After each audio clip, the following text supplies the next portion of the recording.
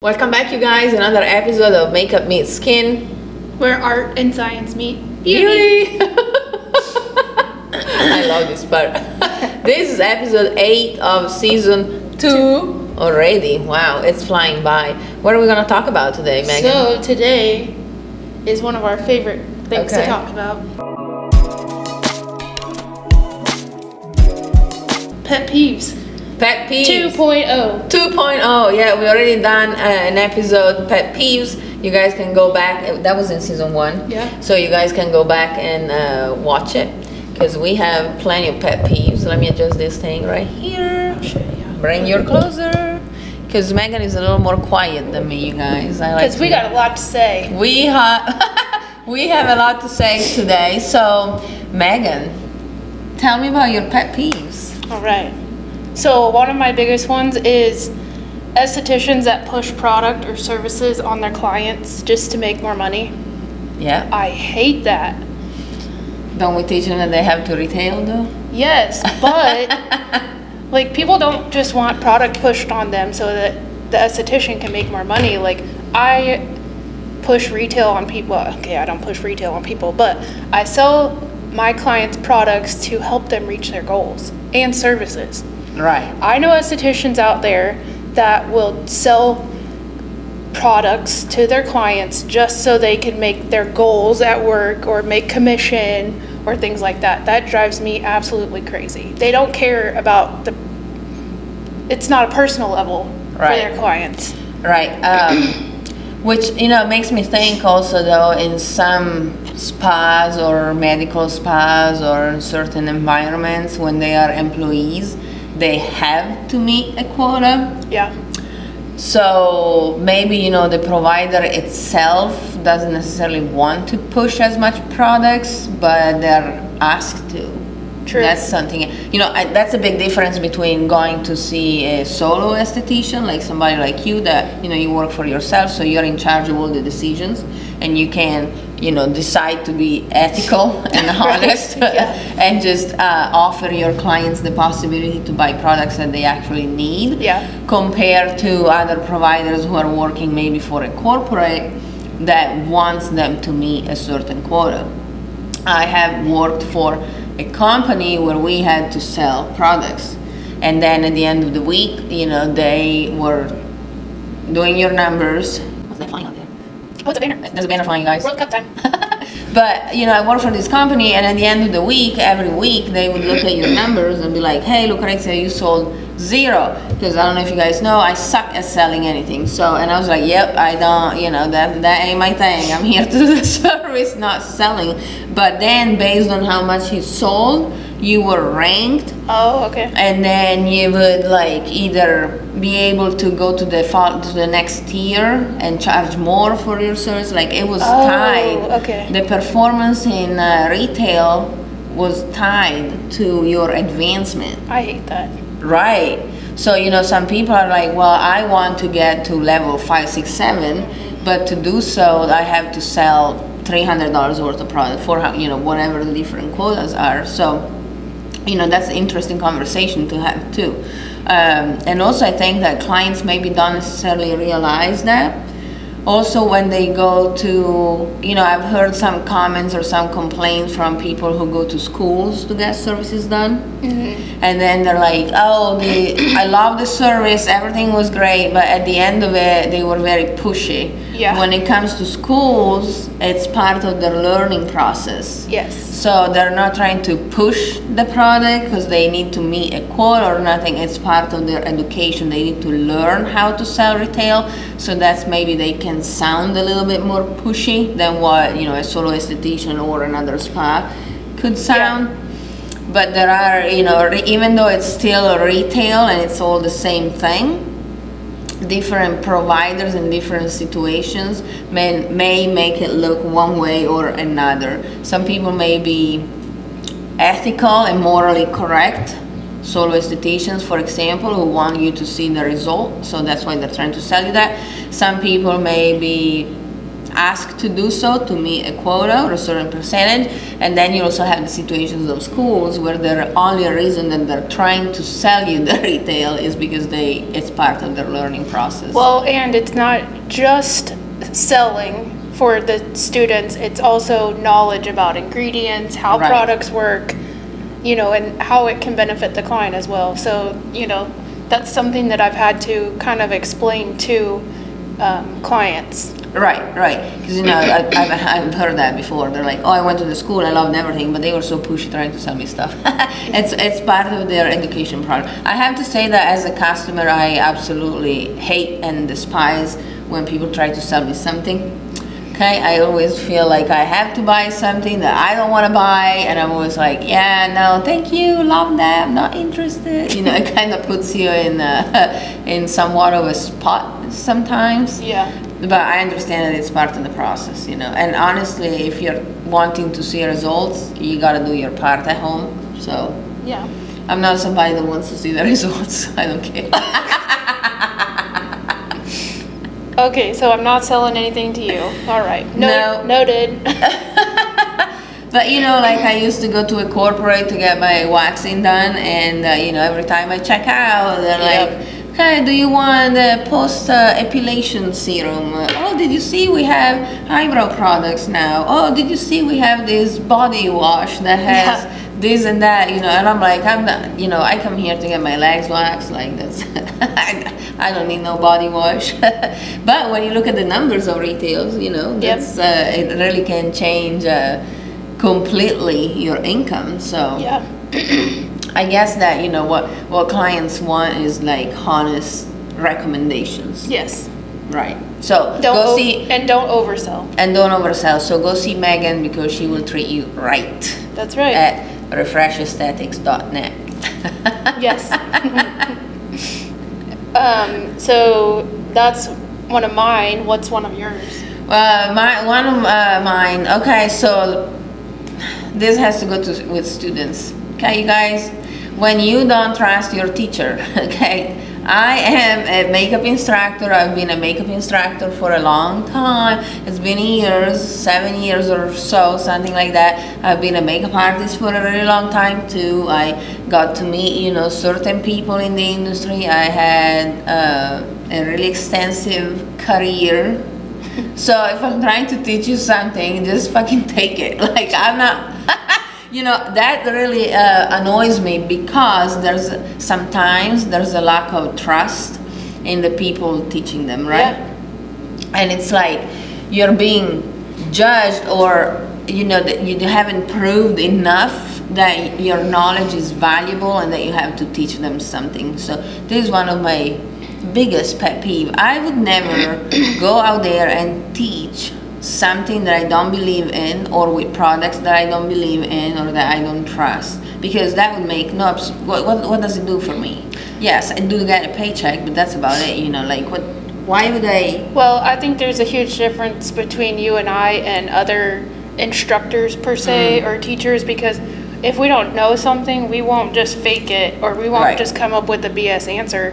We'll find the answer, and there are other people out there that will fake it till they make it, Right.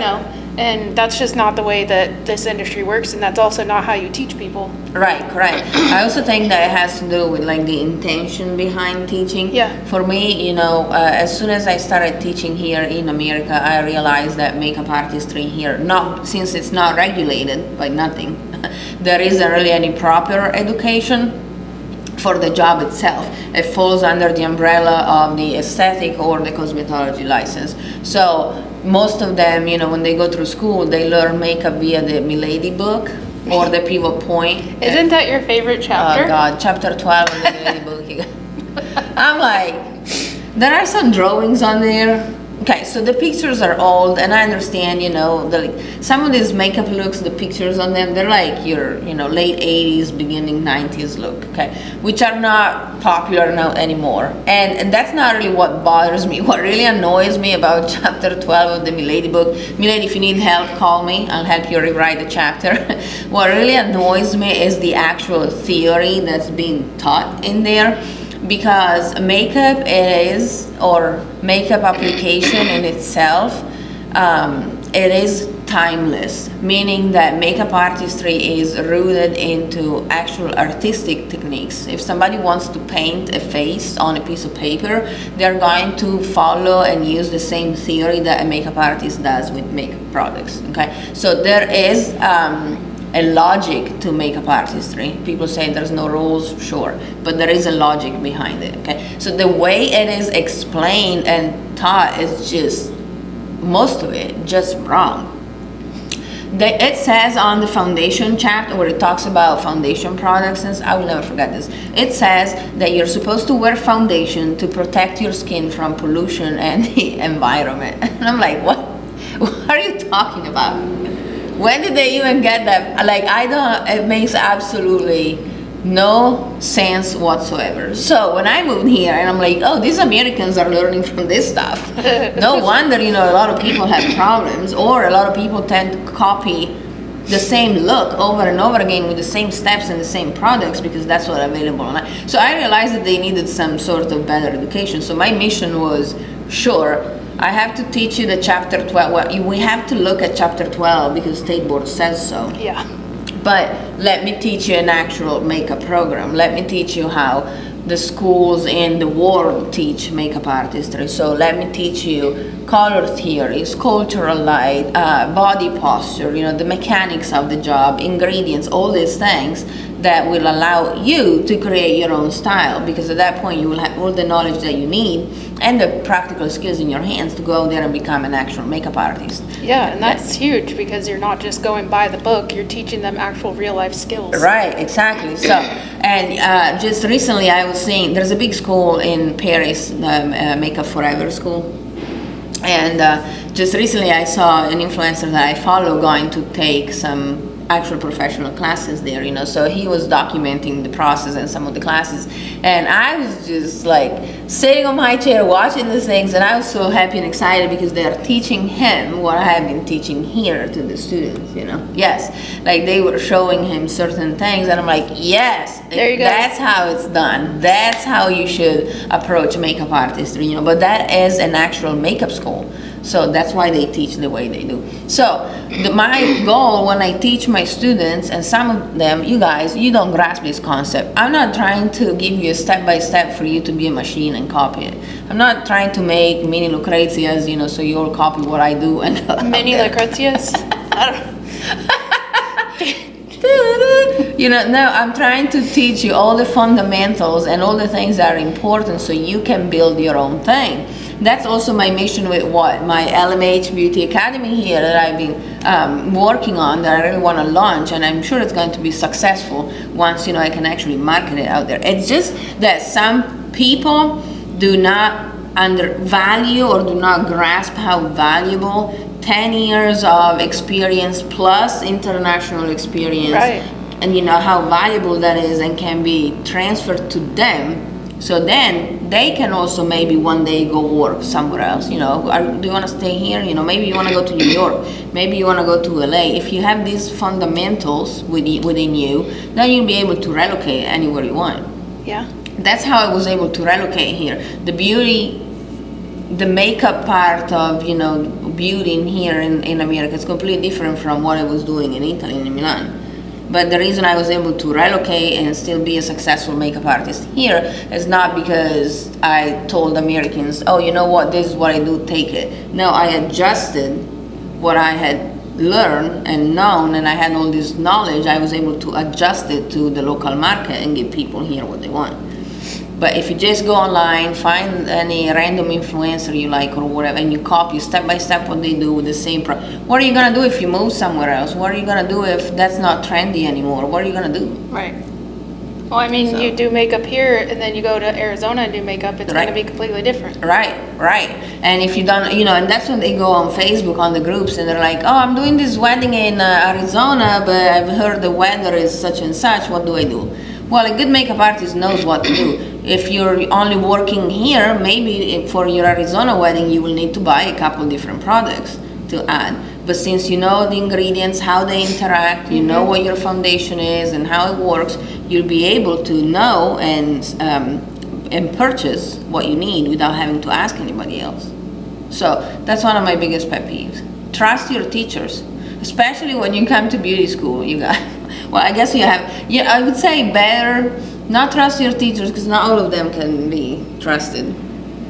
Some of them like to teach because it's a 9 to 5 in the beauty industry. So, sorry, no tea, no shade. I'm just calling it for what it is. But at least we speak facts, not opinions. we speak facts, not opinions. At least when you have a teacher in a beauty school, look at them, look at their career, look at their portfolio, look how long they've been in the industry, look at what they've been doing. You know, did they just graduate school and are now teaching? Sometimes it happens. How are they teaching you? Like, can you tell that they have passion in what they're teaching you? Are they just reading from the book and just delivering because they have to deliver? Are they not even delivering, letting you just do some home self-study? You know, like, you gotta understand, you gotta study your teacher and understand and be able to tell who's there for the right reasons. Yeah. We are. So stop bitching about the products. I don't want to do this. Oh my god, this is so difficult, you know. And then I do it and magically it happens, you know. And I'm like, I've been telling you, it doesn't look as good as when Lucrezia did it. Right, I've been telling you exactly how to hold your brush, how deep you gotta dip it into the product, like literally, you know. I tell them. So instead of just bitching about it or coming in with a bias, I know how to do makeup. Come in with an open mind and try to do exactly what I tell you. So that's one of my biggest pet peeves. Sometimes it's so annoying to me that I wonder if I still want to teach. Yeah, I mean, I've questioned it a few times. That's for sure. You know, because I'm like, what else do I need to do to prove myself? Okay, have you seen that heart hand emoji? Like that? Yes. I saw a meme the other day. It was like, this is not me sending a heart hand emoji to you. This is actually my hands around your neck. This is what I want to do sometimes. So anyway. Yes. So that is my biggest pet peeve. I don't, you know, I introduce myself the first day. I tell you what I've done, trust it or not trust it. It's on my website. You can Google my name. Right. You know, do what you want with it, but either you trust me or you don't. And if you don't, that's okay. Most likely you won't have a very successful makeup career. And some of them are not interested in makeup artists, so that's a different story. I'm talking about those who, you know, want to become makeup artists. And you're all copying each other, and then they're like, oh, I built my signature look. Your signature look is exactly like hers and hers and hers. Like, there's no difference, so come on, you guys. Right. You need to invest in your education and trust the people that are trying to teach you if you really want to elevate yourself as a professional, especially as a makeup artist. So that's my biggest pet peeve recently. I've been thinking about it a lot recently. Yeah. Well, another one of mine, many, is clients that ghost the esthetician after one treatment. Oh. And then might return months later and say, oh, that treatment didn't work. Right. It's not a one and done. I mean, you didn't get those wrinkles overnight. Well, I mean, you might have, but, you know, it's not just a one and done type of thing. You have to trust your esthetician. Yes. And listen to what they're saying and actually put the work in as well. You know, I wonder if the lack of trust has, and probably yes it does, has anything to do with my favorite topics, social fucking media. Oh, 100%. It's because people are putting more trust into the influencers than the actual licensed professionals sometimes. Right, because you may have a person that has, you know, it's funny on camera, or, you know, they do like sometimes funny videos, so they build a following for that, and then they have 500, 700, a million, 1,000 followers or a million followers, and then one day they decide that they're gonna go out there and say, this toner ruined my skin.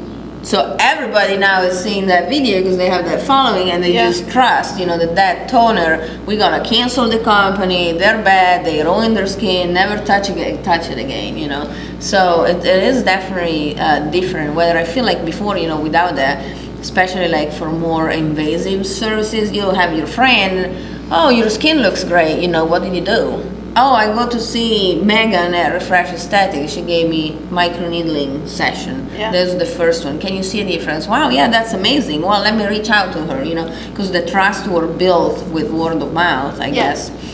whether now it's all about marketing, how you market yourself, and I'm like, are these people, do they really know what they're talking about? But I put stupid videos online and I don't get millions of followers. So follow me on Instagram, refresh_esty, ESTY. Or do you like my makeup today? Lucrezia my belly. Yes, I did her makeup today. But yes, it is true. Isn't it crazy? So yeah, don't expect, dramatic results after one treatment. It's not gonna happen. Right, but people want to see that because nowadays we have everything just like that True. at our fingertips. I mean, we could make it happen, at the service, but then you have to put the work in at home to keep it up. Right, and that's why they try to sell you products so you can see results at your house. Man, all of this seems to be a revolving circle. Yes, it is the same thing over and over. Also, if you're getting a brow wax, keep your damn eyes shut. And if you're getting your lipstick done, keep your mouth shut. I'm sure everyone's seen the video by now, but there was a lady getting her eyebrows waxed, and I don't know if it was a joke or not, but she opened her eyes and long lashes, and her eyes got stuck open, and I was just kind of laughing at her because she did it to herself. But yeah. Yeah, why? Why did she open her eyes? Idiot. But yeah, I mean, keep your eyes shut. I have to tell clients that all the time. I'm like, could you please keep your eyes shut? I say it kindly, of course. But So back in my short cosmetology career, I had to shampoo people. Yeah. And the amount of people that when you shampoo them, they keep their eyes up and just look at you, with their head back, and it's so creepy because Yeah. you're behind them. people do that during facials, and I'm like, can I help you? Or I ask them, I'm like, is everything okay? They're like, yeah. You can relax now. That's definitely another pet peeve. Yes, I think every provider has that one. Have you ever just wanted to with the Yes. water? Yep, definitely. But I've been doing this for so long that now I'm at the point that, when they're paying clients, not so much. But if I'm working on a photo shoot or stuff like that, fashion weeks, I just walk away. Like I'm not. I'm too old for it. Right. I don't have. Yeah, I'm good. I just walk away. It happened at Kansas City Fashion Week last season. I just, walked away, and she's clueless. Like, she thinks I don't know nothing, like her whole behavior was, even after that, this model, they were looking at me like, oh yeah, she doesn't know what she's doing. No, girl, I'm refusing to service you. That's, that's what's happening here. Because I am just not, which I guess that's one of my pet peeves, clients that are, again, it has to do with trust. They don't trust you and they try to micromanage or handle, or like have a handle on the appointment. They try to run the appointment, Makeup is a process. There are several steps, several layers. If I grab a brush and I put your blush up here with the brush, and if you don't give me the time to blend it or finish what I'm doing, because maybe I'm doing underpainting, so you don't know what I'm doing, so let me at least get to the next step before you comment or bitch about it. Right, because it might not be the same process that they do. Exactly. This happened not long ago at a wedding with a mother. I'm going to talk about it later. So, what's another one of your pet peeves? Yes, mothers at weddings that are a huge pain in the ass. Okay. Mother of the bride or mother of the groom. In my 10 years experience working weddings, if there is a huge problem, if there is somebody not happy, or if there is something going on, 98.27% of the time, it is one of the two mothers. I don't know what's up with that. I think some of them maybe didn't have the wedding that they wanted, so they're trying to be over controlling of their, children's wedding. I don't know. That could be very possible. Yes, I believe that's the thing that I came up with after all these years. But huge pet peeve of mine when they sit on my chair. Well, even before they sit on my chair, just by looking, at the dynamics of the morning, I can tell if the mother of either one of the spouses is going to be a pain in the ass. It's just a vibe. They have this vibe on them, like you can just tell. And when you do their makeup, they tend to be micromanagers, over controlling. So this example that I was just about to talk about, I had this lady, the mother of the bride, who wanted a very specific blush look, not a classic Western application of blush. So in order to achieve that, I have decided that I was gonna do underpainting on the apples of the cheek, because I understood exactly what she was looking for. I knew exactly how to achieve that. Bitches, I know what I'm doing. So I'm like, in my mind I'm thinking, okay, I'm gonna do this because that's what she wants to see. And the best way to achieve that very soft and washed out type of look that she was looking for was to do underpainting, to where I put the colors underneath and then I use the foundation over as my blending agent. When doing that, what happens, everything is much softer. Okay? So I put the blush on her cheeks, and there's a lady who's holding the mirror the whole time. Like she said, give me a mirror. Everything I'm doing, she holds up the mirror and looks at it. So obviously, because I'm doing underpainting, the blush has to be a little more strong, because then I'm gonna put the foundation over and tone it down, right? Well, obviously I put the blush on the apple of the cheeks, and it's pink, just a brighter pink. And she looks, she literally pulls up the mirror. I just put the blush here. I haven't done nothing yet. I literally just touched her cheeks, and she pulls up and, oh, no, too bright. And I'm like, ma'am, there's another step. I'm gonna do a couple of other things, and then I'm gonna tell you to look if you wanna check it, okay? So she puts the mirror down. I do what I'm supposed to do. This was a lady that didn't speak a whole lot of English, just enough. And I tell her, okay, you can look now. And she pulls up the mirror and she goes, oh, she looked at me in the eye, she was sitting down, and she goes, oh, you're right. And I'm like, yes, I know. You showed me what you want. I'm gonna give you what you want, just let me do my job. So there are, if there's anything like that, if there's any situation that's a little bit sticky or something like that at a wedding, it's always one of the two mothers, sometimes both of them. But I have another funny story about the mothers. Okay. So this is a good story about the mother. I went to this wedding, to work this wedding, and I'm working on the two mothers as well. So one of them, the first one, has really dry skin, like dry. Like more dry than my skin? Yes, like dry, you guys. Okay, she sits on my chair and she shows me a picture of somebody much younger than her, and very glowy, almost dewy, and she tells me, I really like this glowy dewy finish. And I'm like, okay, do you do any, it was so dry that you could see in person. Like, I didn't even have to touch her, just, I can tell. So I'm like, hey, do you do any skincare? Do you see an esthetician? Do you drink your water? Classic question. And she goes, no, none of it. I wash my face with Dove soap or, yes, whatever. So I'm like, okay, well, I'm gonna do all your skincare, I can get you close to that. But obviously, this dewy finish that you see, it comes from the skin being plumped. I'm gonna use these peptides on your skin. I explained to her what I was gonna use on her, and I also told her I can take you close to that. Skin play a huge role in the final result of this specific look. So I do her face, the whole thing, blah blah blah, whatever. And then she leaves. So then I do the makeup, then she goes downstairs and start decorating the room, which you just got your makeup done, you should not be decorating any room anyway. The other mom comes to my chair. Okay, sits on my chair. While the other mom is sitting on my chair, and I'm like, hey, what's up, whatever. The first mom is going to get her hair done.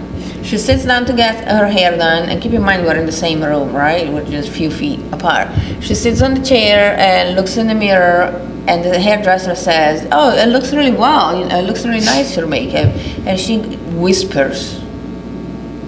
Whispers loudly. Whispers loudly. Oh, it looks very dry.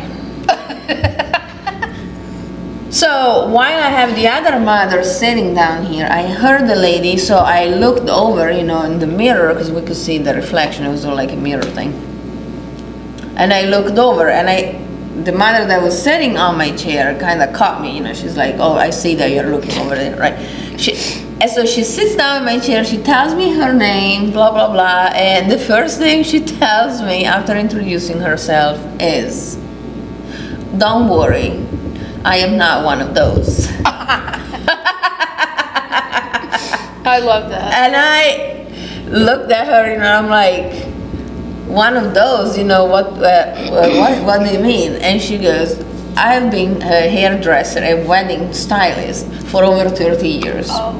So I know exactly how you feel. I know exactly what you just looked at. And I guarantee you, I am not one of those." So, I bet that was a huge sigh of relief. yes, I was like, "Oh, thank you. Finally, we have a good one." So then we started talking about working weddings and blah, blah. And she was telling me the same thing. She was like, "If I had a problem at a wedding, it was one of the two mothers." So she said, "I made it a point that I was not gonna become that mother." So I did her wedding, her makeup. She loved it, and then a year later, she hired me for her daughter's wedding. Awesome. Yes, because she loved what we did that day so much, and she was just very grateful, and she even told me, she said, makeup is only as good as the skin that's underneath. So it was hilarious. I will never forget that story. So that's one of my biggest pet peeves. When I walk in the room, in the first hour or so, I can already tell. Yeah, I see them. that's crazy. What's your next one? Do you have another one? Yeah. No, she's lying. Well, I mean, we've already kind of talked about them. I mean, wanting dramatic results after one treatment, not putting the work in at home, so they all kind of go together. I agree. Yeah. Also, we have a little note here: clients trusting the influencers or professionals. We talked Yeah. about that. That's a huge one. But yeah. And I don't have a problem with people making money online. If you have an influence and you're making money online, good for you. I mean, I kind of do because I want to know how they're doing it and how I can do it. Right. Just vet these people that you listen to. Like, who are these people? Like, who are these makeup? For makeup artistry too, a lot of these influencers or makeup gurus, whatever you want to call them, they work only on their face. True. They have literally zero experience working on everybody else. Okay, so I can do on myself what I'm wearing today in about 20 minutes. I cannot do the same on a client. Why? Because I'm working on a different eye shade. Because I don't, I don't know exactly what they want. It's a process into whether when I'm doing mine, I know exactly where to put what the products I have. I already have that nailed down to where it allows me to in 20 minutes to get ready. Mm-hmm. So somebody that is skilled at doing their own makeup is not necessarily skilled at working on other people. True. So when you follow these beauty makeup people, like, have you ever seen their work on anybody else? No. Right. So there's two influencers that I do follow that do makeup. Okay. One of them is on the East Coast. Okay. She has a very, very strong accent, and she is hilarious because when I hear her talk, I can't help but laugh. And I've never seen her do makeup on anyone Right. else. I don't even think she does makeup on her friends. But then there's this other one that does it literally, when she puts her foundation on, it looks like she's painting Right. her face, but then it comes out looking beautiful. Right. So, Yeah, but then you have Yeah. people watch that video and they think, oh, let me slap a whole bottle of foundation on my face. yeah. That's not how it works, you guys. Working on yourself is a completely different. That's something that the students say when they start working in the makeup room. They're like, "Oh, this is so difficult. This is so different than when I do my own makeup." Well, no, she's wrong. That's the difficult part. Blending the eyeshadow is not the difficult part. Putting the makeup on is not the difficult part. Yeah, it is. Well, for some people it is. But it's all like understanding the other person, the client's skin, features. Are you making them actually look better than when they walked in, or are you making them look worse? Yeah. And I mean, you kind of did spoil me. I've already said this before, but having your makeup done by Lucrezia will spoil you for life. there you go. So, again, you will be going with me next time I go to the Skin Games. We're gonna go to Skin Games Dallas trip. It's gonna be in Dallas. Yep. Is it in Dallas every year? Yep. All right. I think we mentioned enough pet peeves for our episode 2.0. Yeah. We'll have another one. Don't worry. Maybe, Yes. maybe one each season. We can have, we should have one each season. Looks like we're approaching season 3, you guys. So excited, and we reached 100 subscribers. Thanks to Megan hustling for us. We have now 100 subscribers. Thank you so much for watching, you guys. We appreciate each one of you. I cannot believe there's 100 people watching us. So don't forget to follow us on our social media. You will find everything downstairs. You will find everything down there. Don't forget to turn on the little bell so you get Ding, notified ding, ding. of our new episodes. We meet weekly. We have a couple of guest episodes coming up and more things that we want to talk about. We got plenty of crap to talk about. And if we called you out today, sorry, it is what it is. All right, see you guys in our next episodes. Bye. Bye.